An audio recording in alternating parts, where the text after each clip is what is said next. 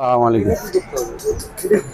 তো আমরা একটা প্রিমিয়ার গাড়ির কাজ করছি, আমাদের সদ্য বড় ভাইয়ের গাড়ি, খুবই ক্লোজ বড় ভাই, খুবই ক্লোজ বড় ভাই। তো ভাইয়ার গাড়ি হচ্ছে আপনার ঠান্ডা হচ্ছে না, কম্প্রেসার ছেড়ে দিচ্ছে।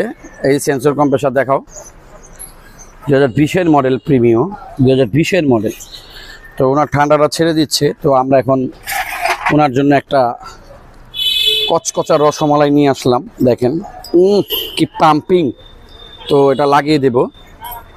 কম্প্রেসারটা মোটামুটি কি একবারে জাপানে খুব কম চলেছে আর কি, কিন্তু অনেক পাম্পিং আছে। দেখেন কন্ডিশনটা দেখে আপনাদের, মাল কি ফ্রেশ, একবার আনটাচ, পিছনের বোল্টগুলো দেখেন।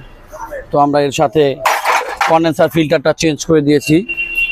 দ্বিতীয়ত আপনার ওই ফ্যান বেল লাগবে, সেকশন ডিসচার্জ পাইপ আমরা মাথা ঘুরিয়ে দেওয়া লাগে, ভিতরে ঘুটিয়ে দেওয়া লাগবে। তো এইভাবে করে আমরা গাড়ির কম্প্রেসারের কাজটা অবশ্যই, তো এটার ভিতরে অবশ্যই কিন্তু আপনার রিল এবং সুইচ করতে হবে। আপনি রিল আর সুইচ যদি না করেন তাহলে আপনার ফ্যান চলবে না, কম্প্রেসার তাড়াতাড়ি নষ্ট হয়ে যাবে। এসি ফিল্টারটাও চেঞ্জ করে দেবো আমরা। তো গ্যাস চার্জ করি, যদি আপনাদের সাথে থাকেন। গ্যাস চার্জ করার পর দেখা যাবে। কাটো হইলো। তো ভিউয়ার্স, আমরা গ্যাস চার্জ করলাম, দেখেন, দেখো মিটার দেখো। তো রিকন্ডিশন কম্প্রেসারে দেখেন মিটার কত দেখাচ্ছে, মিটার দেখাচ্ছে 15। পাইপের অবস্থা, পাইপগুলো দেখাও। এই দেখেন, আপনারা আশা করি এরকম ঠান্ডা পাবেন। ভিতরে দেখাও, আসো ভিতরে নিয়ে আসো।